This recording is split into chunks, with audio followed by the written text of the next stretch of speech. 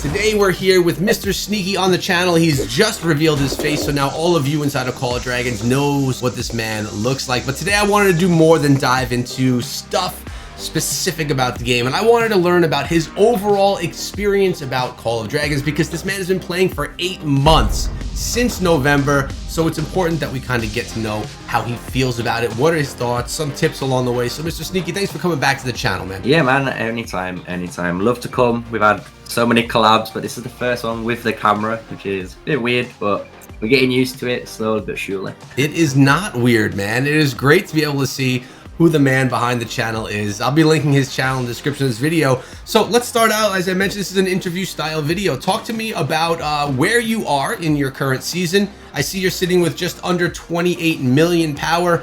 Tell me about where you are, about how long you've been playing on this server and all of that. Yeah, of course. So we've been playing on this for about 8 months in total. This is the main account I started back all the way on server 4.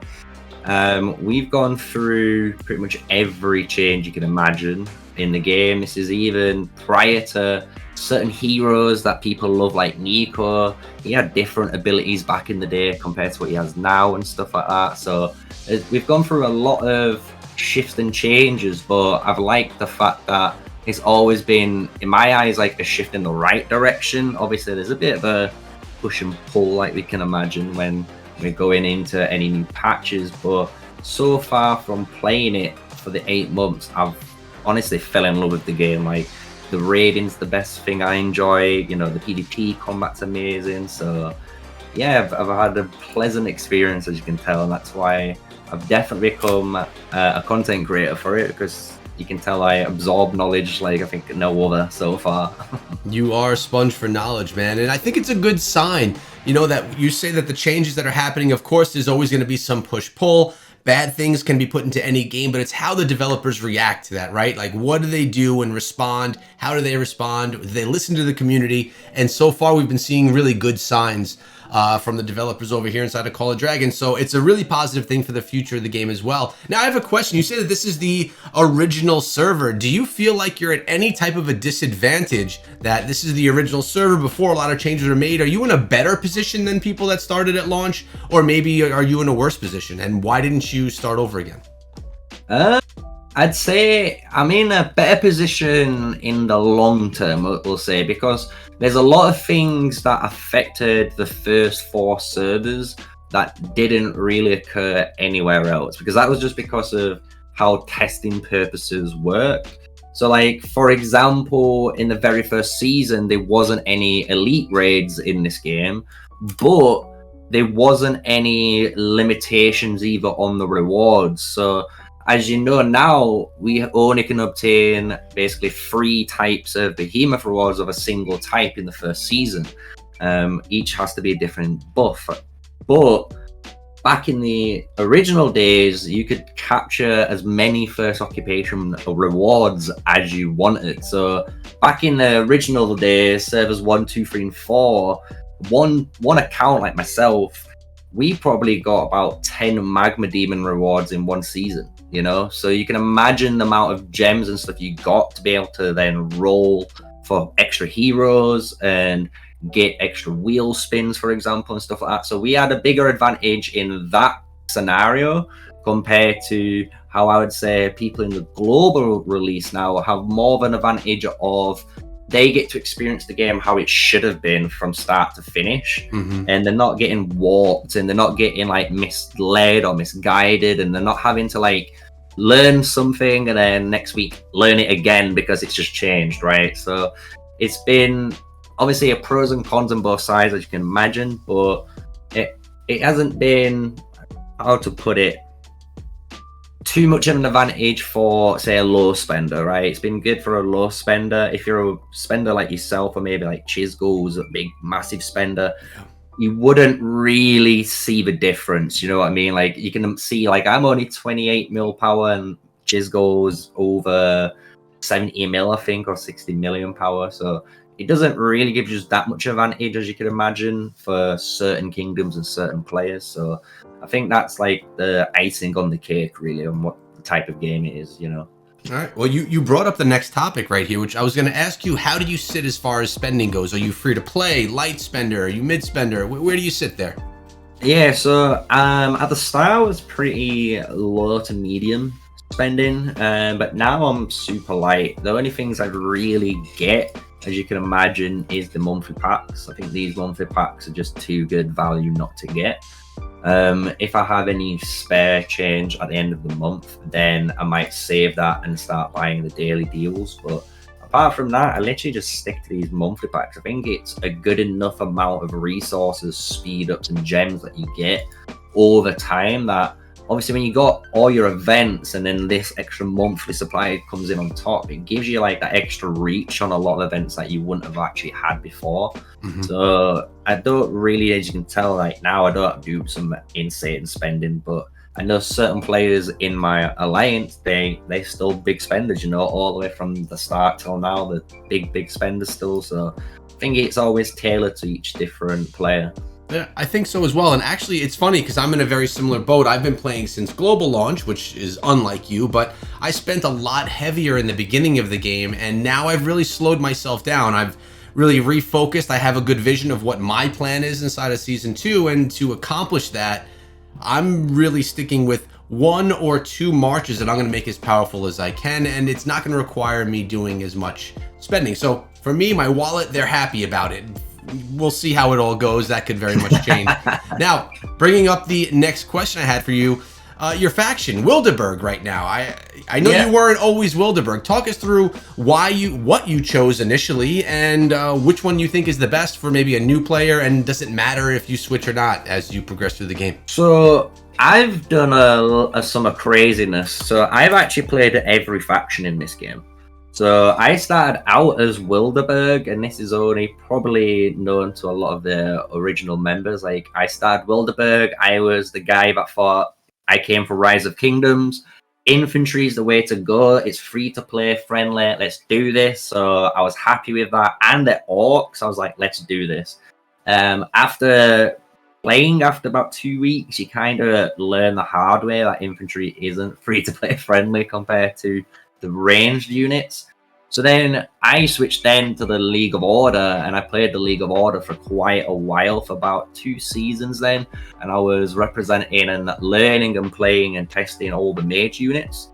From there we've been Spring Wardens, and that was the last faction I was before we turned to Wildeburg. And the reason why we switched from the Spring Wardens to Wildeburg was pretty simple for me. It was to actually test out Freyga properly, because she's in the new season. She's the first flying archer hero that we can have now with technically Craig. So we have a dedicated flying march to test and, you know, use compared to only having the Celestials with the Fear and Atheist combo that everyone loves and adores because it's so abusive in the game. So that's the reason I switched to Wildeburg, because I was like, okay, if I switch to Wildeburg now, instead of trying to stretch out my spearmen, because I'm pretty much a heavy archer main, as people have known to love on my channel, you get a free, like say, a flying archer unit now by picking the Wildeburg faction. So by having this, I can test out if the flying capability on Freyga is worth it, or is it just better to pick for someone like Spring Wardens or the League of Order to have that normal attack damage buff or the extra physical attack buff. So it's one of them trade-offs that I think in the next few days when we go to war, we get to see some open field fighting for the first time, how it actually feels compared to what we've only kind of like tasted. We've only had like a little sip of fighting so far in our season. Little sip. Well, so you're telling me that if I were to switch over from League of Order, all my Celestials would switch over to Flying Archer units. That's something I never actually thought about. So that's really interesting how your troops actually are going to be switching over to, and essentially their function as well. Really cool. Now, what is your favorite march? If you have 2 heroes that's just your favorite to put together to go out and do some damage, you say you like archers, so I mean, I could probably assume that go into. So let's talk about Nico. I am Archer gang all the way, honestly. Like, I love Nico. Like, I could talk about my favorite pairing altogether, even though I don't fully have it yet, and that is a Kanara and Nico combo in that order if you have them both awakened. This March, even when you have them together, like you see, mine's only 5-1-1-1, but my Nico has been re-rolled with the random re-roll skill mechanic to hit 5-2-5-4. And it's just such a powerful march in the open field. The amount of single target damage this pumps out with, as well, the counter attack damage you get on your skill 4 with your Nico, and the Kanara has the exact same synergy on hers. It just meshes, honestly, beautifully together, and it just makes all mages run. If you're a mage player and you see a Nico or a Kanara on the field, it's like terrifying to see. So I love this march. It's probably my favorite one I run the most. The second one I would recommend for archers, and it's the one I've actually been testing more often than not now, and it's not flying fully, but it's a Freyga and Hosk march, and this is a really good march, surprisingly, because with Hosk, if you even have it at 5-1-1-1 and you put him in that deputy role, you give that archer march an additional 15% extra normal attack damage. We get some extra legion cap, which is nice, but it's the amount of stats we get on top of the damage dealt with the Freyga. So you can imagine if we have a 10% increase to all damage dealt with a 20% attack bonus, and you're rocking someone like Freyga and she's giving you a 30% normal attack crit bonus, that damage on damage amplifies kind of out of control, so you get some really big white hits. So I really do like this march, and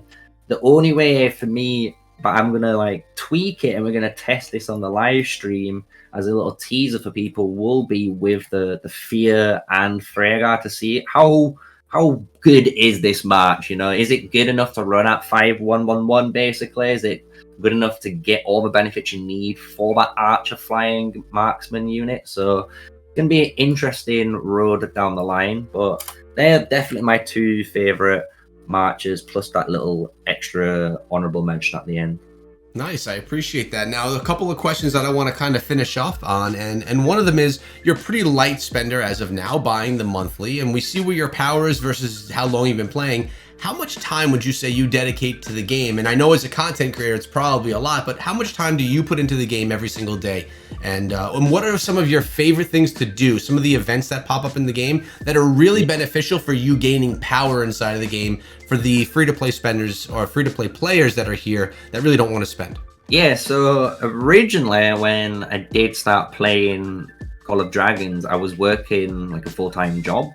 So originally I was only probably playing between like 3 to about 6 hours a day, and that would be split up, right? So I might play like a couple of hours in the morning, then an hour for my dinner break, and then at the end of the day I'd do some recording and then play obviously a little bit longer. But then now I'm playing roughly between like 6 to 8 hours easily. And that's just because of like I'm playing so actively, trying to do stuff. And then don't get me wrong, there's days where you can log in, you can just like do your daily routine and log out because you don't have to do anything because you kind of like done your chores for the week, if you want to say that. So I've put a lot of time in, and the thing is with I think the game is, when you're looking at events to put your time into, there is like 2 that you can run basically coincide of each other.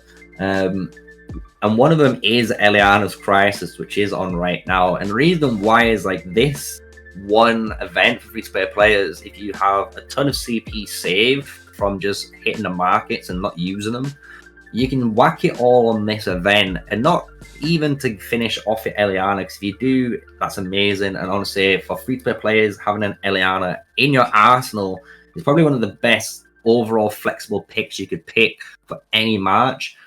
But it's the fact that this is the best one for speed ups. If you're looking for speed ups for your account and you've used a bunch, or you're trying to save up for maybe in the future, you might have saved up 2-3 seasons worth of speed ups as a free-to-play player to try and compete on the Strongest Lord, you could do it through Eliana's Crisis. It's a really good event to do it through. And then the reversed version of this is the Divine Depository one. It's the exact same premise. You just hit the patrols and creatures, but instead of getting the masks, you get them little green chests. And that one is the best to get resources. So if you're strapped for resources, you need a bunch and you're trying to save up a load, smash all your CP in Divine Depository, and it's going to give you a ton of resources back for the CP you're getting in for like your investment.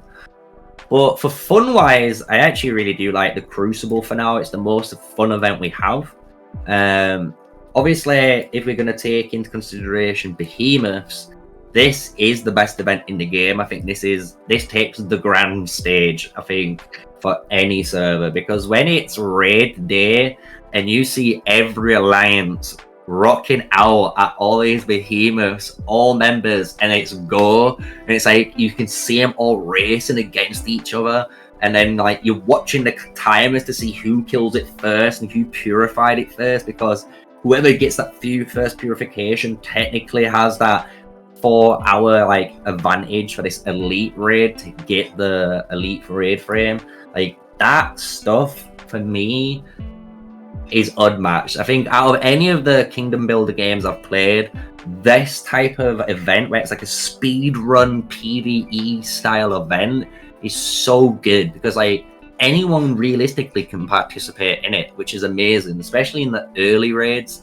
Any giant or giant bear, even really low power alliances can kill these and take that elite raid frame from potentially a top raid alliance, right? So it's a really fun aspect. So I do love this Behemoth Hunter like stage or event that goes throughout the whole season. So I hope that gives you a little insight to what I prefer, obviously, as well as like a good tip for speed ups and resources for all those free-to-play players out there. No, it totally does, and I appreciate you sharing. I mean, you're probably the longest running player that I know, having been playing since November. You've been in the old server, you're still in the old server, just recapping some of the things that you said here. So I think you have a lot of knowledge to share for a lot of players that are in similar boats to you, which would probably at this point be light spenders. So you kind of have a sneak peek as to what you'll look like 8 months down the line if you're playing the game right now. But man, it was fun to have you down here in the channel and kind of share your insight. I want to bring you back and do another interview style video